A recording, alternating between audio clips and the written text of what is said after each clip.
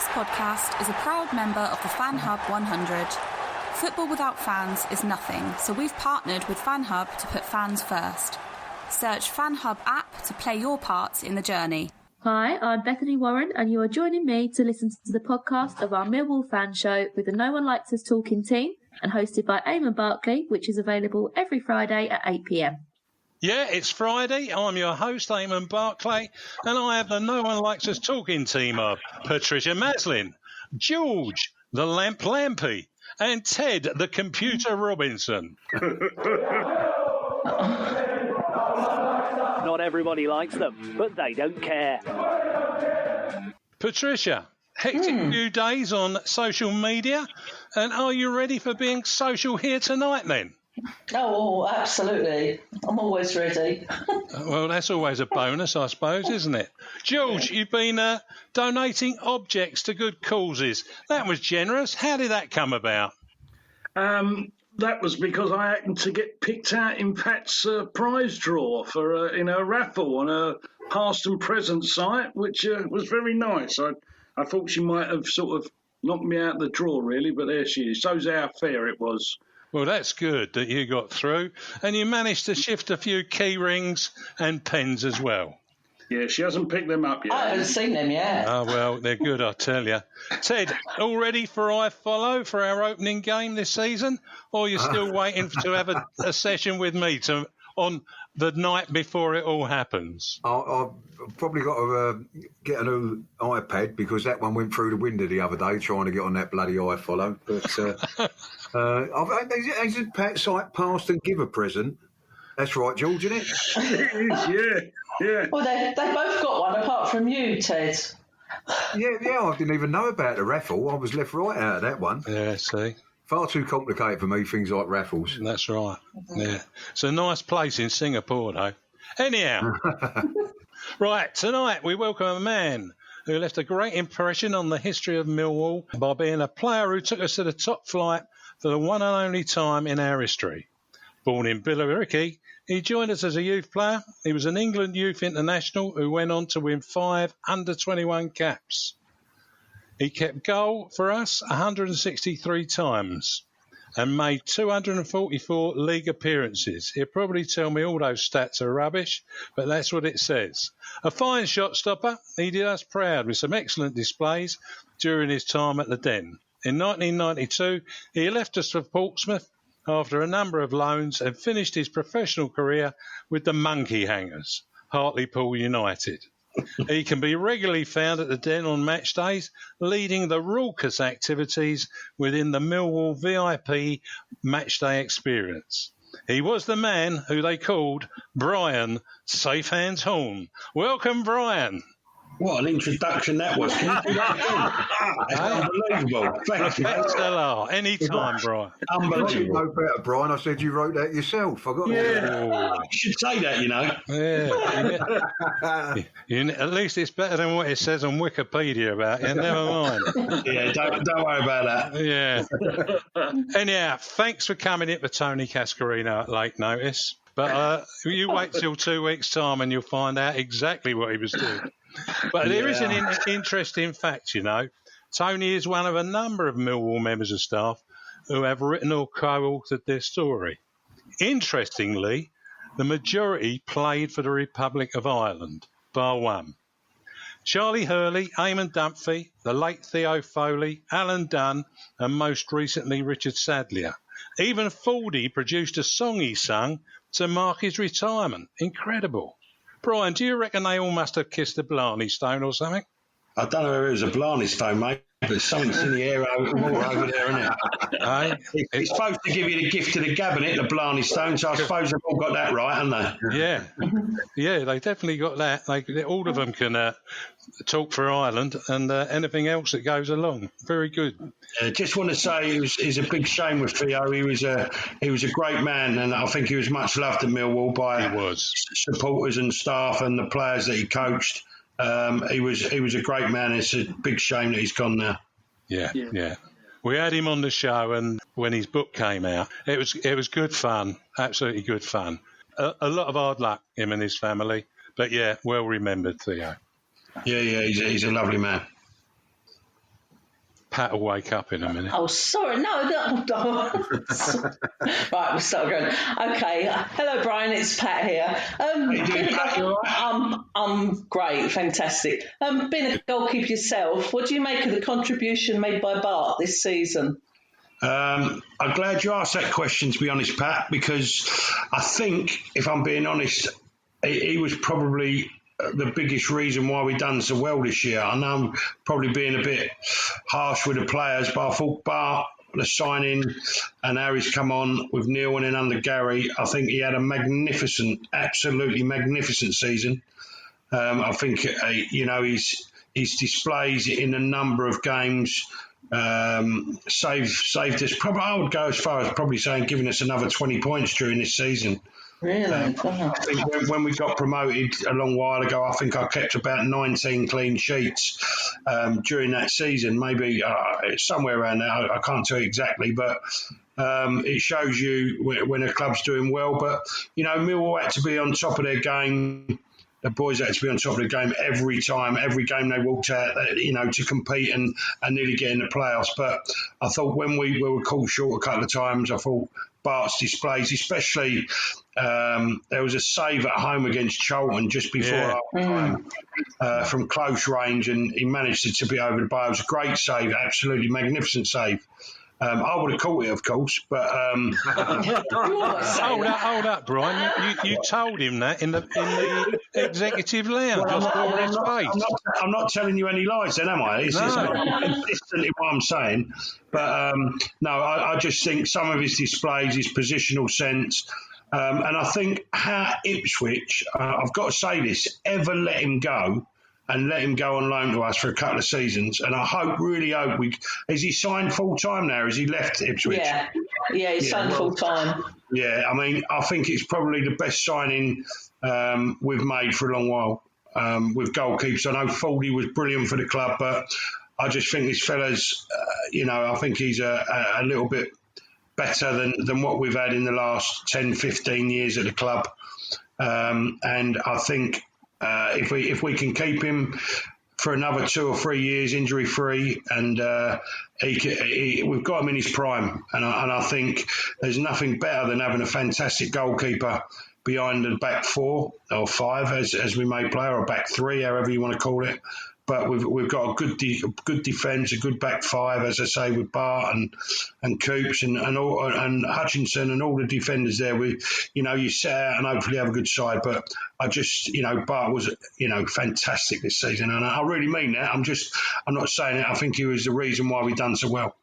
It was a great Brian Clough who turned around when he bought Peter Shilton and said that this guy's going to get us so many points, like you just said, Bart. Sort of got us 20-odd points this year, I think. And it's no coincidence, mate, that with yourself, Brian King and Bart in the team now, every successful side needs to have a top-class goalkeeper. I believe we've got one now. I believed it when we signed the guy. And I'm a bit like you. How Ipswich let him go, I do not know. But he's a vital, important cog in our team now. So if we're going to... Get promoted this year, but I'm a little bit worried about the backup right down at Millwall. I can't come out of retirement. He looks a decent keeper. Come out of retirement. No, not now. Go on, Brian. Go on, just one. You talking about you or your dad coming out of retirement? It don't matter. Neither of us can do it anymore. No, but I mean, I think Ryan Sanford, what I've seen of him, looks like he could well be or turn into a decent keeper. But I think we do need a bit of backup, someone with a bit of experience, maybe. What do you reckon? Yeah, I think so. But again, we had Steele. He's gone now, isn't he? But I do think that whether I was a little bit fortunate, but let's try a little bit of youth.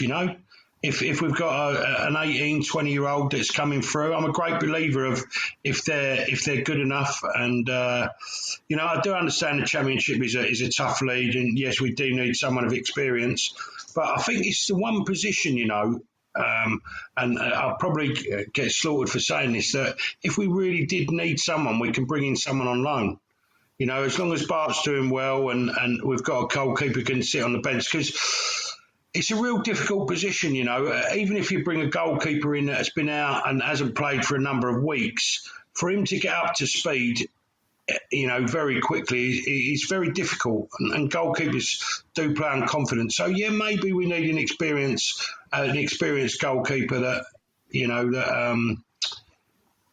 may give a good. I do believe it's the only position that even outside the transfer window you can still get somebody in. If and maybe you're right. Go with Ryan Sanford as backup, and if anything occurs to, God forbid, to Bart, then maybe we could do something then. Don't we want someone who can challenge Bart? We had Fielding, didn't we? And I mean, he didn't last long, for no reason, but it was just bad luck. But we've got a young fella horrendous injuries, didn't he? He had some horrendous injuries. Yeah. And then, we were only lucky that Bart was there to fill in straight away. I mean, as much as Stanford is a good up-and-coming youngster, I think it might pay to have somebody of experience, there just in case. Again, George, I'm going to disagree with you. As I've just said, no, I don't. Put him in the under 23s, get him some games, get him playing, get him on the trips with the first team, get some experience, feel part of the squad. But, it's going to be very difficult for someone to challenge Bart. I think he's a Premiership goalkeeper, Bart.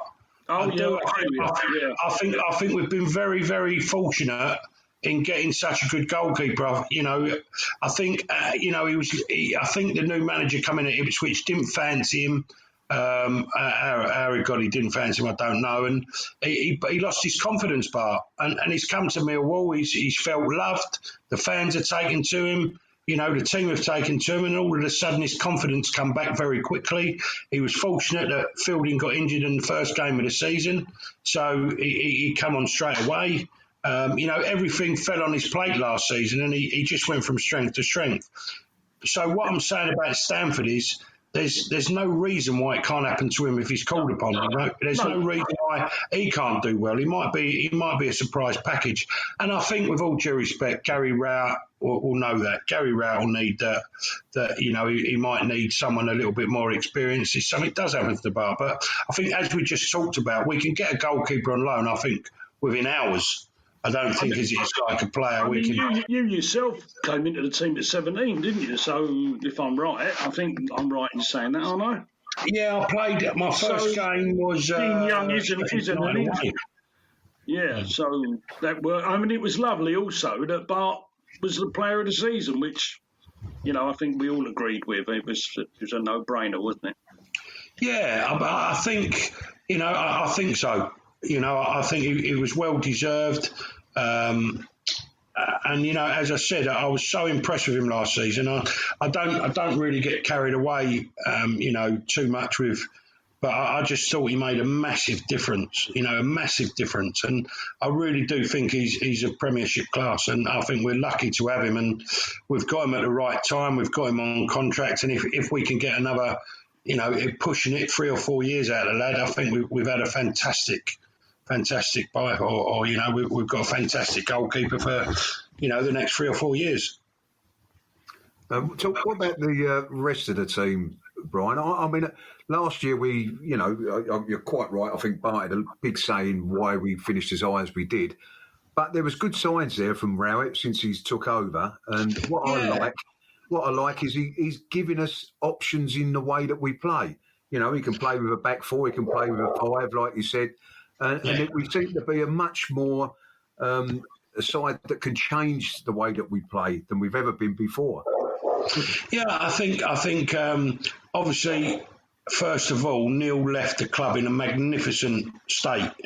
I think if you look at what Neil had to take over from and what Gary Rowett took over from. I know Gary Rowett's changed the style of play and everything else from Neil, but I think he was left a squad of players that could handle the way he wanted to play. Don't get me wrong, Gary Rowett has installed a lot more confidence, I think, into the way he wants them to play. He wants them to play football. It's a different style of play completely. And that is a sign of an experienced manager who's confident in the way that he wants the boys to respond. And the boys did respond to him very quickly. Within 2 or 3 weeks, they had adapted to the way he wanted to play, and we've done very well under his leadership from, October onwards. I must say, I mean, we're talking about defences this year, but the defensive players that we've got in the team this year, I think have been fantastic also. I think our defensive record was second to none. And, I think particularly we were fantastic at the back. So that was, one of the things that he was blessed with, bringing into the side a good defence and something that he probably didn't have to work too much on as a unit, but wanted to play with a three at the back when we went away from home that made us a little bit more offensive. It seemed to work brilliantly. I also must say that Woods, towards the end of the season, especially probably the last 2 or 3 games, I thought he was excellent. I thought he showed his class towards the end of the season, and I thought he made a big difference. I thought he got better and better and better once he got his match fitness. Obviously, you could see he hadn't played a lot when he was at Stoke. I think, again, he come to a club. I see, the thing is with Millwall, I think when players say, oh, you're going to Millwall, they don't realise how well our club is run. They don't realise the backroom staff, the club, how it's run off the field by the chairman and Steve Kavanagh, and everything going through the club. I think the club is run very, very well. And when players come here from the likes of Stoke or clubs that have been in the Premier League, I think they're very surprised. And I think that's one of the things that Wood said, that, he was quite surprised how well the club has been run.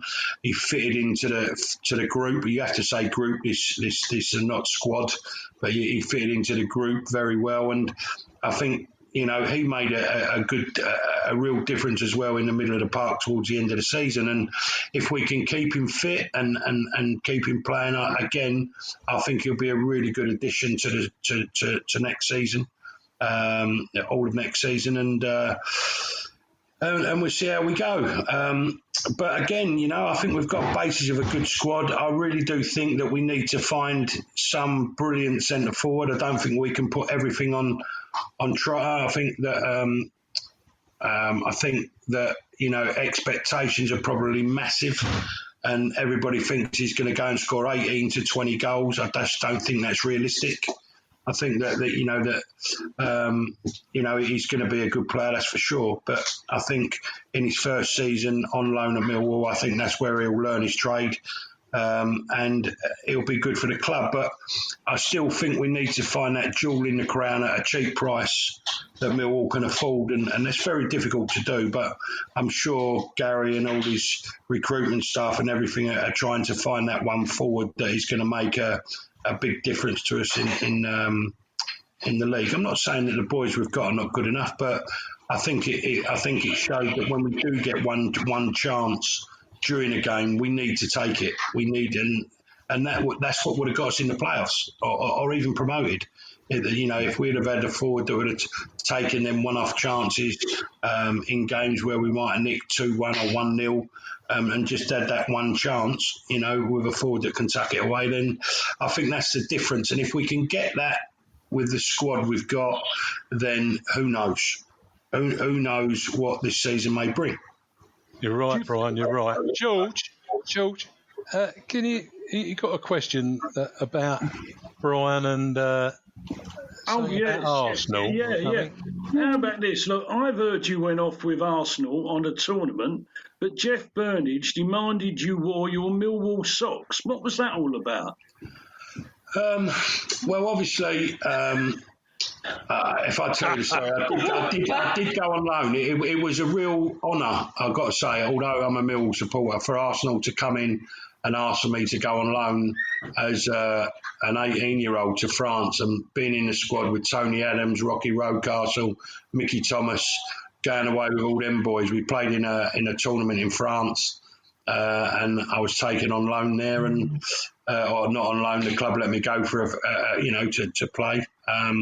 It was fantastic, but obviously I'm a diehard Millwall fan, as you know. So Jeff Burnage said I had to take my Millwall socks and play in them when I played. So that's what I did. So I took a pair of Millwall socks with me and had the Arsenal top and shorts on and played in blue socks in the Millwall socks. So, I think you've had Millwall pants and all, mate. But yeah, that was true. So yeah, no, it was a real good trip. One of the first I went on as a professional footballer, going away and playing abroad. And as I say, I had Tony Adams and Rocky Rocastle and all them boys that went on to do magnificent things during their career. It was an honour to go there and play. And it's one of the clubs I could have signed for when I was a young 15-year-old. They wanted to sign me, and Steve Rowley there was the chief scout. But there was only one club I was ever going to sign for, so I think they signed Nicky Hammond in the end. So who was their goalkeeper, Brian? Pardon? Who was Arsenal's goalkeeper at the time? Well, I played. Oh, is that they only had you? No. When I went, who was in goal at Arsenal at the time? Their first John team. Lukic? It might have been Lukic. Yeah, I don't know whether he had gone to Leeds by then. Oh, but your dad always said, when Arsenal wanted you, no, he ain't going anywhere but Millwall. I had about 17 clubs that wanted to sign me, and Millwall turned me down. If I'm honest with you, we went. Millwall. Sounds like Millwall. I asked. My dad went and asked for a trial for me, and they said no. And then my granddad went. Your dad than you, Brian. Yeah. and then my granddad went and asked, and they still said no.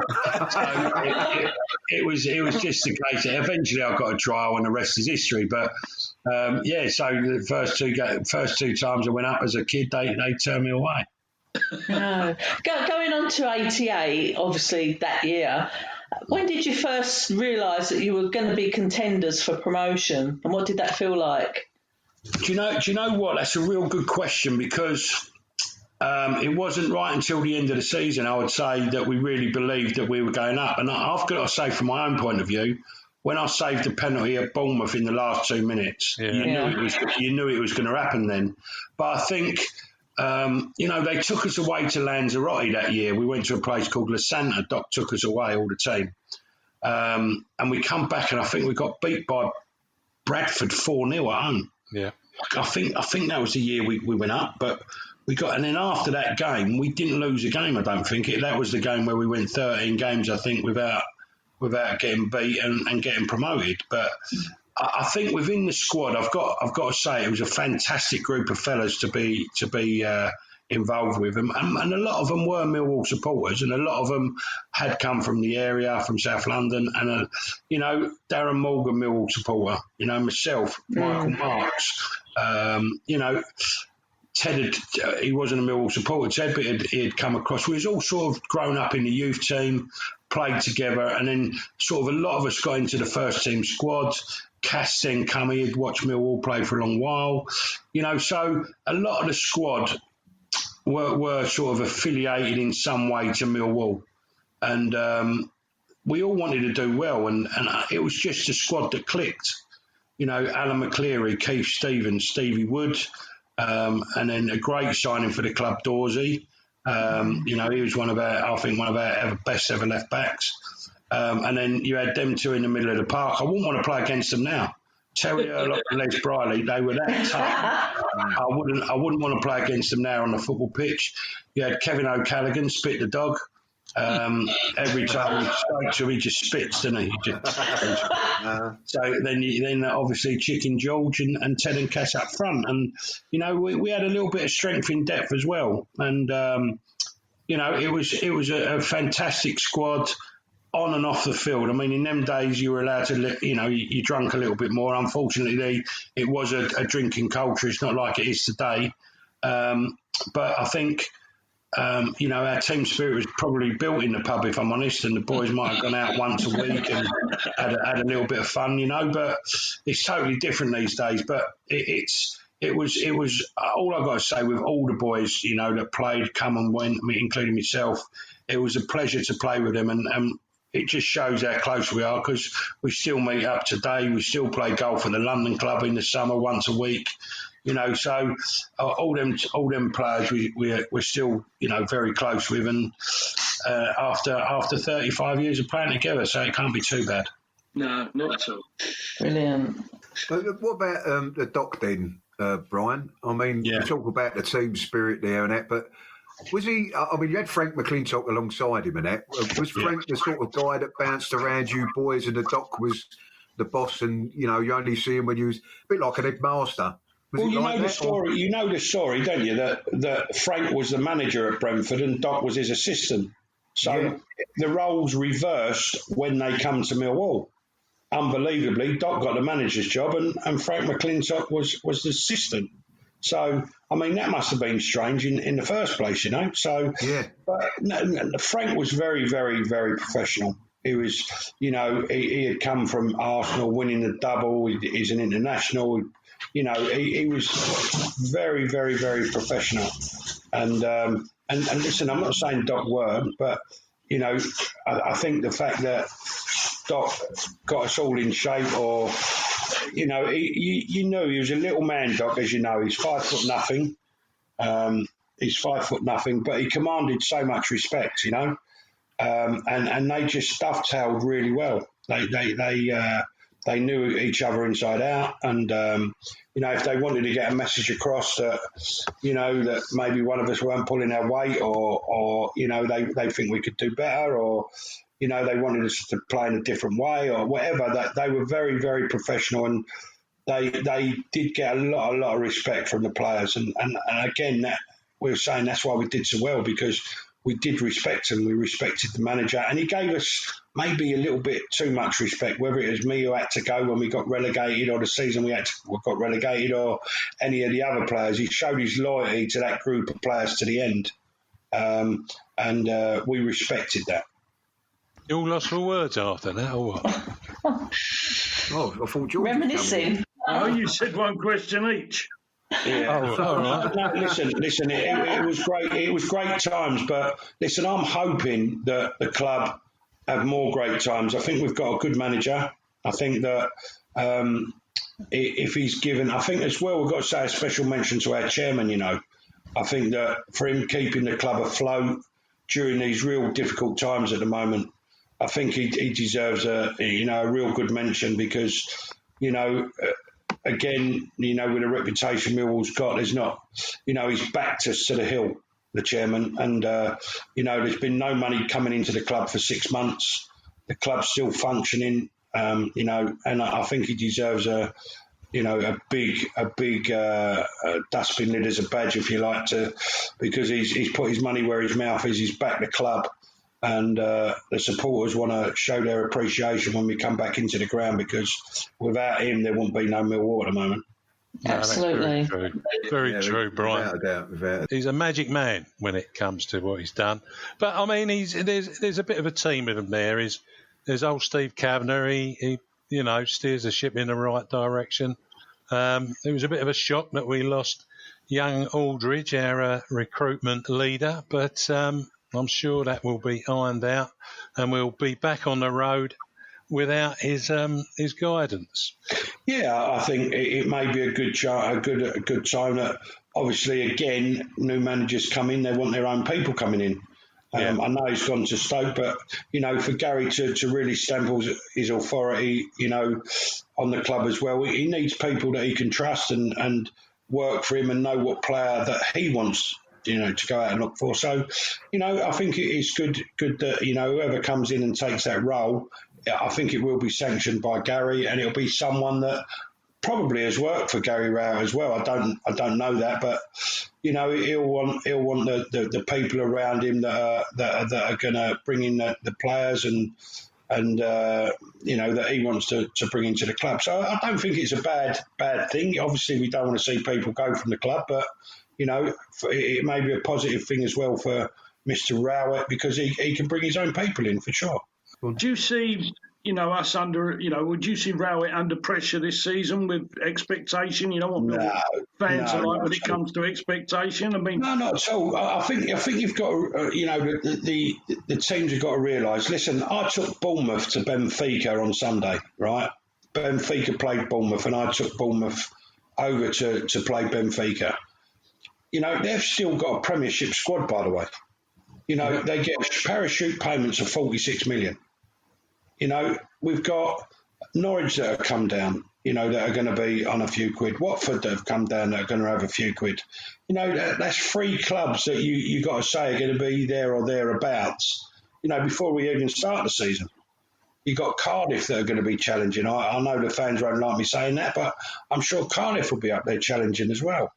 You got Brentford, that done ever so well last year. It's a tough league.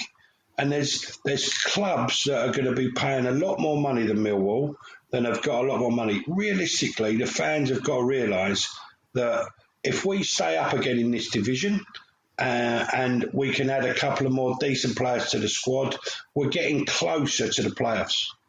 Let's build in the right way. Let's, like the chairman's doing, let's not put the club under any financial strain or anything like that. They wouldn't do that anyway. But, if we stay in the division, it's another 6 million we get from the Football League. It keeps us afloat, and it keeps us in the right way. Players will come and go. There might be some transfers, but let's keep the squad strong, a squad that can compete very well in the Championship. And you never know, there'll be one year that we do get in the playoffs, and you never know what happens then because it's a lottery. But let's build in the right way. Let's build the club slowly. Let's keep us in the Championship for the next 10, 15 years and a sound footing. And then you never know, within that 15 years, we may get in the playoffs once or twice or whatever and have a real shot of going to the Premier League. Yeah, that was brilliant. And I'm going to say to you, just before you do go, last but not least, can we have a prediction for our English Football League Cup tie at Crawley on Saturday? We're going to get beat 5. Beat 5, okay. Is that a hat-trick from Tony Craig? You should on me, goal. We can have a hat-trick from Tony Craig, one from Philippe Moret and one from Jack Powell. That'd be painful, wouldn't it? It's all done. Yeah. All I can say, Brian, is that all that's proved is that you're a true Millwall fan, without a doubt. Thanks, Brian. Until the next time, all the best, mate. Easy. Cheers, Brian. Cheers, Brian. Cheers, Brian. Bye-bye. We'll take a break there and listen to Kai Bennett talking about his Millwall Fan TV. There's one of our fans who ought to start listening to him, Mitch Elliott. Hey, I'm Kai from Millwall Fan TV. On Millwall Fan TV, I cover pre-match predictions, post-match analysis, and a bit of full-time reaction when we can go to the games. Also, quite a few X-Lounge chats on my YouTube, actually, as we speak right now. I've got some Martin Wolford, Scott Barron, that just a couple to name a few. So do it for the love of Millwall. Absolutely love Millwall, and let's hope we can push on next year and make the playoffs. And if you could subscribe to Millwall Fan TV, that'd be absolutely amazing. And hopefully we can follow the journey together. Comedy lines. I'm Eamon, and I'm back with a No One Likes Us talking team of Ted Robinson, George Lampy and Patricia Maslin. Next up, we will hear from Alex Russell from the Lionesses media team, talking with Lioness Caitlin Lewis about the Lionesses' victory by 3-0 over higher league opposition Dulwich Hamlet Reserves last weekend. So just here with Caitlin Lewis, we played a strong Dulwich Hamlets reserve side today, came out 3-0 victors. What was your take on today's game? I think today was a good game, good things to learn from today's game. I think we played well as a team and individually, still some places to improve in, but you'll get there as a team. Obviously, you touched on some individual performance today yourself. You played, centre mid, but you also played in a new position today, with a ball playing centre back. What was, your take on your own personal individual performance? I think it's good to be playing in different positions, see how other players can, like, where the positions they play in, see what you can take from it, and I'm always open to learn something new and be open to a new position. So it was good there. I liked it. And next week's our final pre-season fixture against a Cheshunt side. You've had a couple of pre-season fixtures now, and you've worked on a few things in training. But what are you looking to do to round yourself off for next week's final game? I think we're going to take each game as they come. We've got a few things that we want to iron out in training and improve on. So we'll do that in training this week and see what Sunday brings us. That was an accomplished performance by the Lionesses, and I caught up with our man on the spot, Jeff Burnage. Jeff, what did you make of that, and what's coming up next week? A good interview by Caitlin, and she did very well. She's one of last season's players. She did well in both positions. So far, Katie Whitmore, the manager, has used 25 players in pre-season, so competition for places is intense. For example, our friend Kelly Webster, who played as goalkeeper last season, she's dislocated a couple of fingers, and there are 3 new goalkeepers fighting for that number 1 jersey. So that shows you. Now, in that game last week, the 3-0 win, another great goal from Shannon Drew, but possibly an even better one and her first for the club, from young Hannah Jenks-Landon, playing right wing-back. She dot forward, received the ball, beat a player, got in the box, and then hit one into the far top corner. Just another great goal. And the scoring completed by Molly Hawkins. This week we're at Cheshunt, and it's our last pre-season game before the season starts against Stevenage on the 12th. Can I just ask all fans to try Millwall Lionesses' brilliant Twitter feeds during the game, Millwall_LFC. That's done by Alex normally, and that's well worth a listen. So let's see how they get on next week. Thanks, Jeff. As usual, great input. Yeah, Jeff captured it well there. Yeah, don't forget, you can read the tweets on Twitter at Millwall_LFC.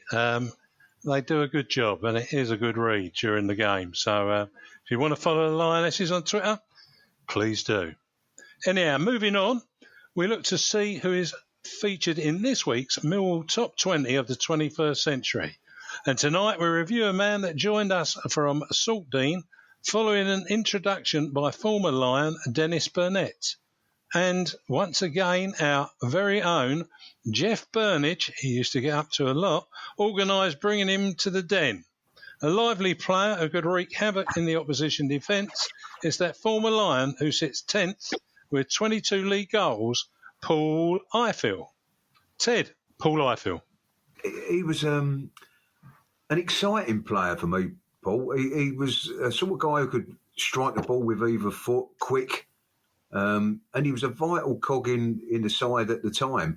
I believe he came to us in the youth team era, and he was a centre forward, but obviously played most of his time out on the right. And scorer of some spectacular goals, I must admit. He didn't really get tap-ins, Paul Ifill. They was normally a shot from distance. But the one thing that sticks out with me with Paul Ifill was how unlucky he was in the cup semi-final not to score the goal.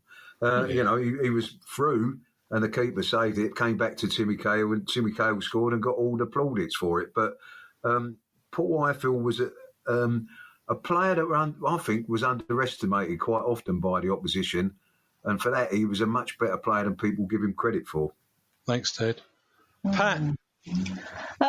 Yeah, part of the famous 2001 promotion winning team. Reminded me a lot. Well, I suppose it's Jed Wallace who reminds me of Paul Ifill. They love taking players on, but tend to do it too much and fall down at the last hurdle. I think Ifill was a bit like that. Loved taking players on, and he always said he preferred beating players to scoring. I remember him for the Mother's Day massacre of West Ham. I know he didn't score, but he took them apart that day, single-handedly. He done the assist for Christian Daly to score. And he also done the assist for Timmy second. Loved him, thought he was a great player, but sometimes just done too much. I've got to tell you, Pat, I didn't think Christian Daly could miss from there when he put it on a sixpence for him. It was a lovely assist, though. I thought Paul Ifill was a real winger. You know, he would go down the wing, he would beat people, even more so than Jed Wallace is. Jed Wallace tends to outrun him as mostly, but Paul would dribble and go in and out, and And I'm not surprised defenders didn't know which way Paul was going, because I think after time he didn't know which way he was going himself, if I'm really honest. But, I loved watching him. He was a real entertainer, and I think we had a real little star player there out on the right wing. So, a little player who was a star out on the right wing. Now comes the test. I don't know if all three of you will be voting tonight. You have a vote for a goal hanger, a good goal scorer, or a scorer of great goals. Ted? Well, I'm going to put him down as scorer of great goals, because I remember a couple, certainly one at Cambridge, I remember, in the top corner. Got a hat-trick, didn't he? He got a hat-trick there, yeah. But I'd say, a scorer of great goals. Yeah. I'm going to go to Pat next, George. Yeah, it's me next, George. As you know, I'm more critical than most. I'll put him as a good goal scorer. Okay. George, your turn now. Okay, thank you very much, everybody. I'm a little bit in Ted's camp here. I didn't think he scored a lot of goals, although he's quite high up on the list, which I'm amazed at. But I think when he did get a goal, they tended to be great ones. So I'm going to go in the great goals category. There you go. Paul Ifill, a scorer of great goals for Millwall FC. Well, we'll take another break there, and we'll hear Bethany Warren talking about Love Sport Radio.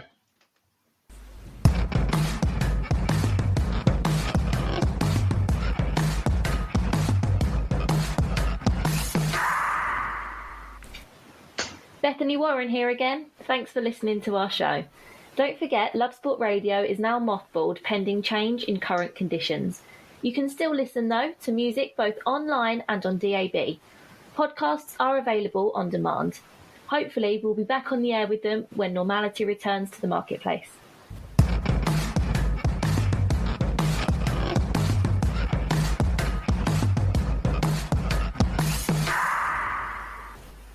I'm Eamon, and I'm back with a No One Likes Us talking team of Ted, George and Patricia.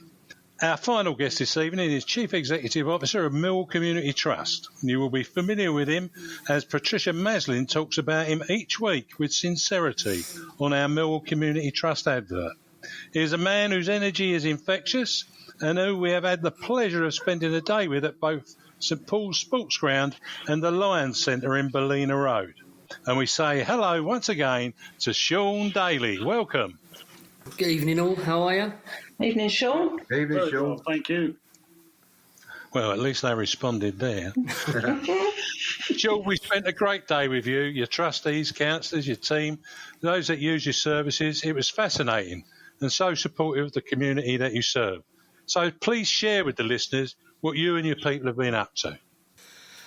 Summer's been a bit challenging for us. Usually summer's the time that most community trusts make quite a bit of income through their holiday camps and things like that, where people come to play and to go on courses. But we made a choice, a decision very early this year, around April, that the way the situation was with the country, there's going to be no disposable income for people. Children need to get out of the house, families need a respite, but there's not going to be around the funds for people to pay to come on our courses.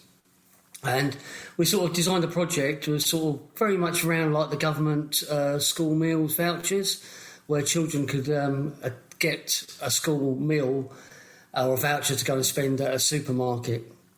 But we realised that there's going to be about 200,000 children in London that wouldn't be eligible for that because their parents may earn £1 more or they may live in a different area, but they're still vulnerable children. So the club and the trust got together, and the trustees, and we made a decision that we would not charge any children to come on our courses this summer. And the club decided that they would feed every child that came on our courses. The chefs would make meals, and we would take them down to all the venues.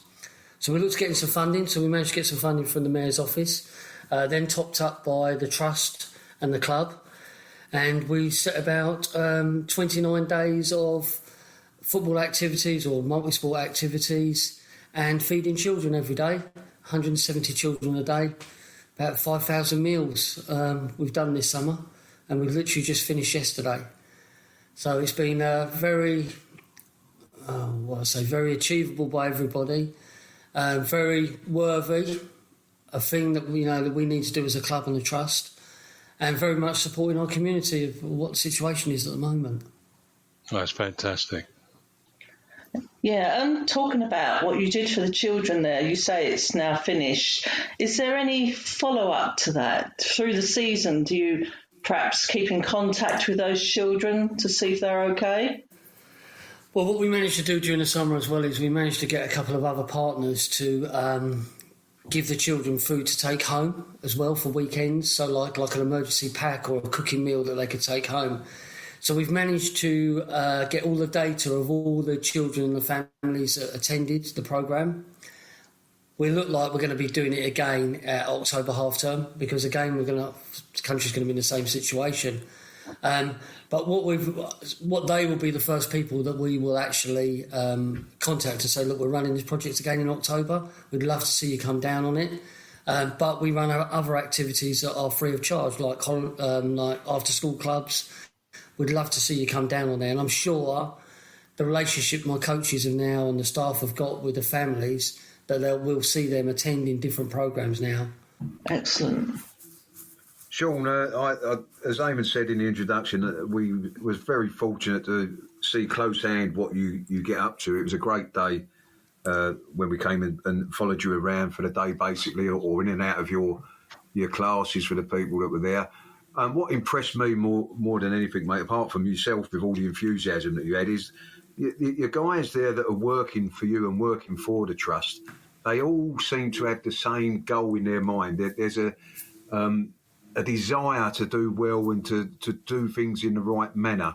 That must give you a lot of pleasure to know that. Yeah, I think I've got great staff, and I always say that they make my job very easy because they buy into everything that we see and we do. I think the word of the community trust, the Millwall, I think that brings people in because they want to coach and they want to be involved in a football club. But when they scrape that away from the surface and see what the trust does and the impact that person can have with family, with children, I think they buy into it and they get pleasure out of it as well. I mean, I never had no problem of getting the trustee to say, look, I've come up with this idea. You may think it's a mad idea and it won't look good on the balance sheet, but it's what we should be doing. And not one trustee, not one member of staff said, look, we should be making money here. And all of them said, no, this is what we should be doing. This is what we're about. We've got a great platform to do it. Let's go away and do it. And they made it very easy, You see the lads doing the coaching, cleaning the site down, making sure it's safe for the kids, cleaning all the equipment, getting the temperature of all the children to make it safe for those children coming in that environment, and then making sure at the end of the day the children leave with a hot meal and the family leave with something as well. So, they make my job very easy. Well, I've got to tell you, Sean, I also had the pleasure of going into one or two of the classrooms, which is not a place I'll go to very often, or did go to very often when I was at school myself. But I was so impressed listening to the guys that were taking the classes and that, and they seem to have all the kids in the palm of their hand with their teaching, if that makes any sense to them. Because I even found myself getting drawn into one lesson, I've got to be honest, for a while, yeah. So, it's important that these young kids have someone like that that's teaching them, because their attention span is possibly one of their problems in life, if you know what I mean. So the guys have to be dedicated and good at what they do. Yeah, and to be fair, most of the staff I have are from the local area, from the community. So they become role models, they go to the same schools as some of these young people, they go to the same parks, they go to the same leisure centres, youth clubs, the same as these young people do. So the young people can relate to them and say, well, I used to go to that school and look what I'm doing now. I'm following my dream to become a football coach or a youth worker or a teacher. And that's our main thing, is we can engage those young people. I mean, the badge engages them straight away. They study or they're at a football club. Not many young people or children are going to get that opportunity. But then how do you keep them engaged? Because that novelty is going to wear off after a while. And that's where we've got some real good staff that know how to engage them. I've just got to hold on to them, though. That's the problem, because schools will be after those sort of teachers. Hello, Sean. It's Georgie. I've just got to say that the day itself just blew me away, actually. One of our guys here says to us that you are the jewel in Millwall's crown, and actually spending the day there, I'd have to agree with them. I think you are, to be honest. And I'd like to go back to the food because, I'm glad the football club is doing so much, and there's two parts, and I saw all your guys go and get the food, then bring it for the kids, and you allowed us to have something to eat and all, so that was great. But, I just thought, and one of the things I would like to say, and, I know we're talking to you now, but I think I'm a great believer that things have led from the top, and I think you are doing one hell of a job, mate. So, well done. No, I appreciate that, and I always say seeing is believing. I can come on the show and say, look, we do this, we do that, and everyone nods, but I want people to come and see what we do and, see what we don't publicise it enough of what we do as a club. Big decision for the club to say, actually, we'll support the trust. We will get the chefs cooking the meals, and we'll transport it down there for you. And we had 5 venues, so there was like 170 kids over 5 venues in Lewisham and Suffolk. To have a professional chef cooking meals for children to make sure that they got a great meal for it, and the families took away a meal. It's great support from the club, and there was nothing from the club to say, look, no, we don't think this is a great idea. We won't. They supported it all the way along. And I think when you've got someone like Steve Kavanagh, who's also a trustee for me, he sees what purpose the community can do and bring to the club. We've designed a film about it as well because we've left it till the end of the programme to actually show it, to say, look, this is what we've done this summer.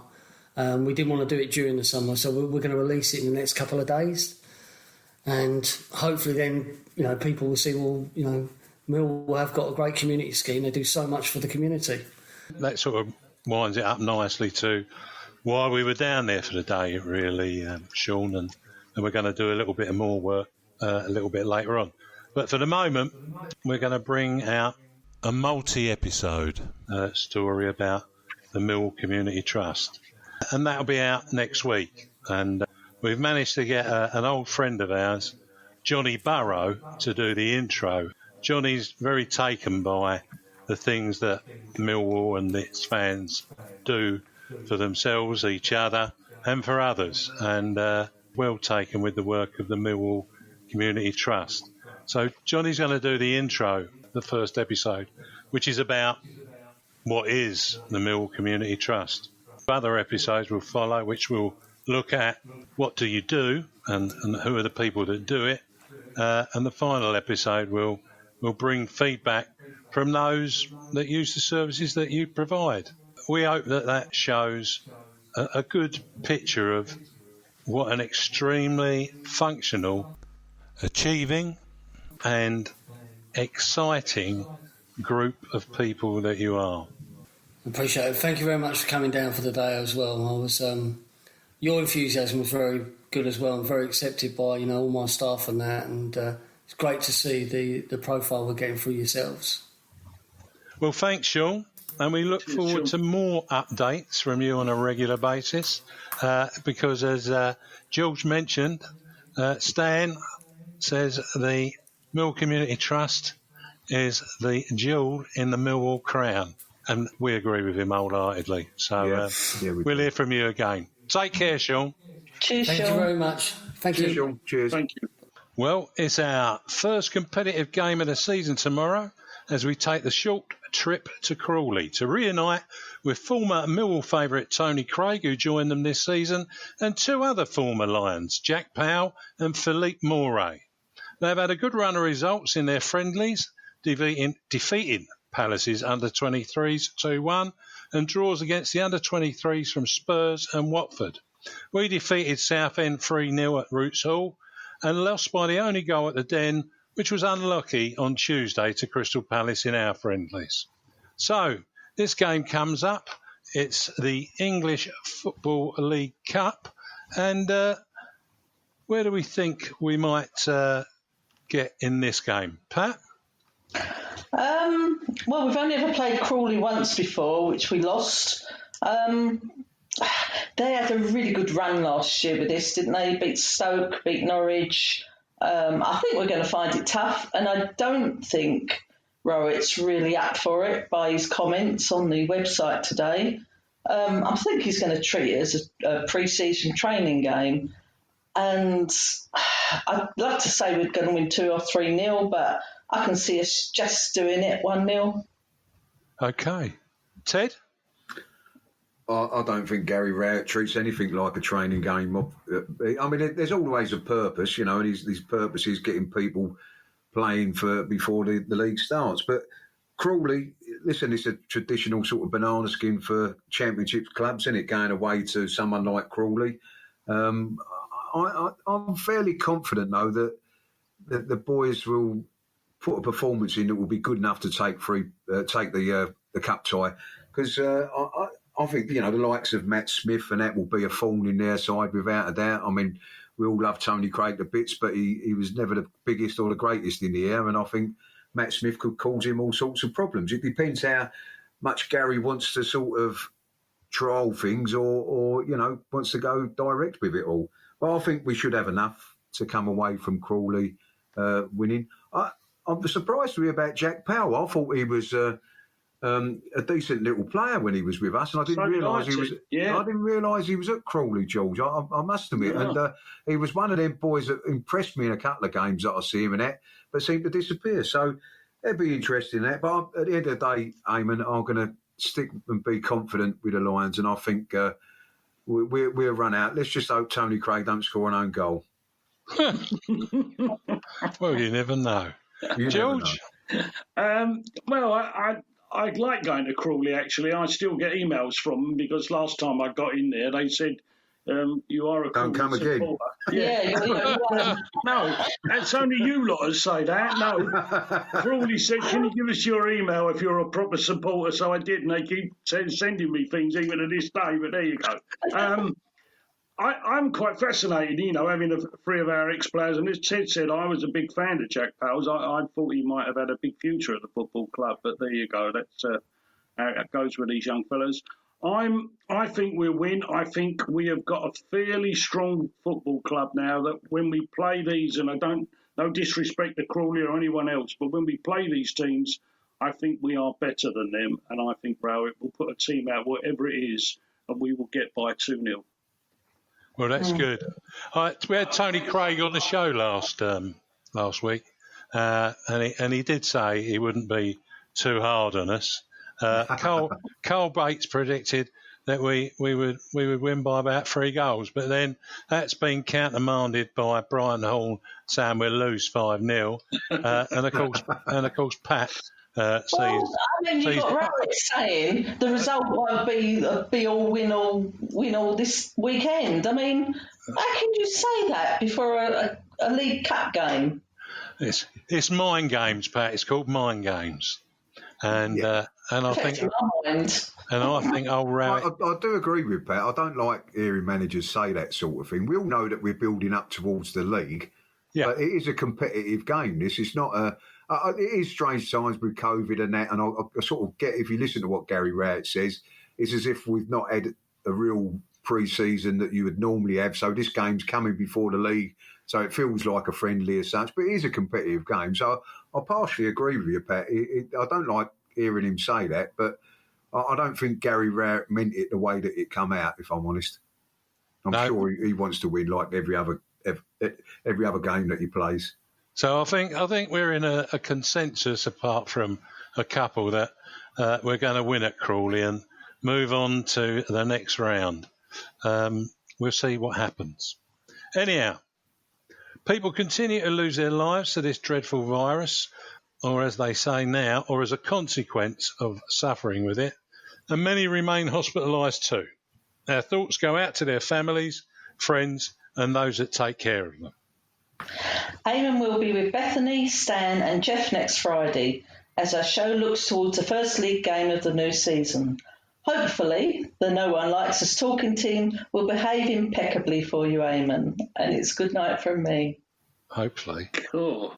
Nice to see the back of her, isn't it, really? Sorry, Pat. I read that so well. You did. As you heard earlier, we're doing a new series following on from the Millwall Community Trust that we all attended a week ago.